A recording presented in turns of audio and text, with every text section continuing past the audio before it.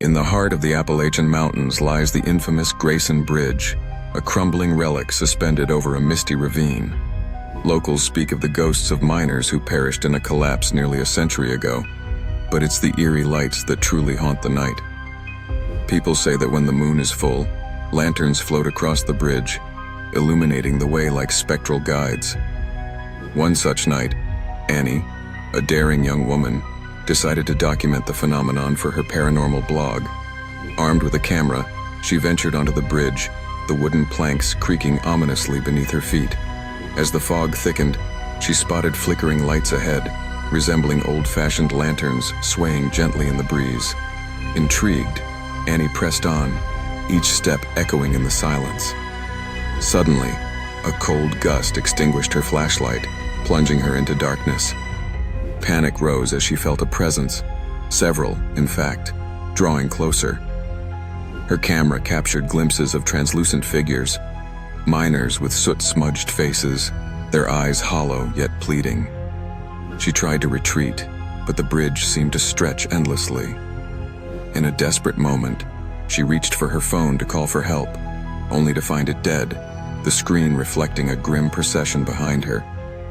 As dawn broke, locals found her camera near the bridge, its footage intact, but Annie was gone without a trace, leaving behind only the chilling whispers of the ghostly lanterns. In the heart of an abandoned Detroit neighborhood, a forgotten playground lay hidden among overgrown trees and crumbling buildings. It was a place untouched by time, known only to a few brave souls willing to explore its rusted remnants. On a dare, Alex and his friend Jake ventured into the desolate park one chilly autumn evening. The air was thick with an unsettling silence, interrupted only by the creak of an old swing moving without a breeze. As they approached, the faint sound of children's laughter echoed, resonating unnaturally between the peeling slides and toppled jungle gyms. "Do you hear that?" Alex whispered, his voice a mixture of awe and fear. Jake nodded, eyes wide, as they peered at the swings. Suddenly, shadows began to take form, flickering and darting in the fading light. The figures were blurry but distinctly childlike, their laughter turning sharp and sinister. Panic surged through Alex as one shadow reached out, passing through him like a chill wind, leaving him breathless and paralyzed with terror. The laughter crescendoed into a cacophony as the shadows converged, encircling the petrified boys. With a final, piercing shriek, the figures vanished, leaving only the wind's whisper as a reminder of their presence. Alex and Jake fled, their minds forever haunted by the unseen terror of the forgotten playground. In the heart of Salem, Massachusetts, a quaint thrift store sat nestled between the bustling town square and a row of historic houses.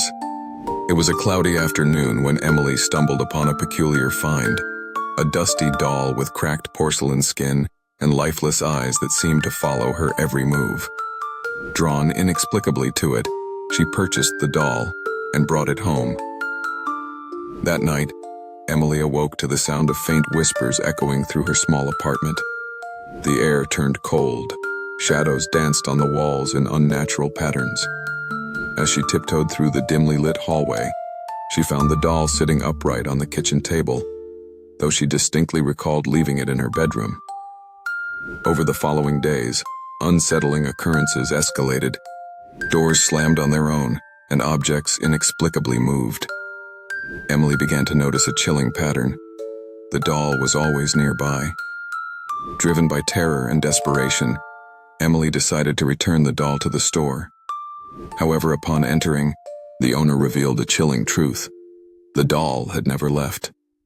Bewildered, Emily glanced around to find the doll staring at her from a dusty shelf. The realization struck her like a cold wind. The doll chose her. She fled the shop, leaving behind the twisted relic, but the whispers followed, echoing her fate as the doll's silent witness. In the misty dawn light of Lake Crescent, Washington, seasoned fisherman Tom Harper cast his line into the glassy water. The lake's early morning stillness offered a serene start, but an unsettling chill clung to the air. As the sun broke through the fog, Tom noticed something peculiar. The water's reflection wasn't matching his movements. Shadows flickered beneath the surface, twisting and contorting, mimicking but not quite matching his actions. Dismissing it as fish or debris, Tom continued until a sudden tug nearly pulled him into the lake. His line snapped, leaving him to fall back in shock. Collecting himself, he peered into the water and froze. Staring back was his own likeness, grinning with a malice he'd never felt. Heart pounding, Tom scrambled backward, but the reflection rose, breaking the surface. It wasn't just water, it was flesh. The figure, a perfect replica of himself, climbed onto the boat. Tom watched in horror, unable to comprehend the impossible.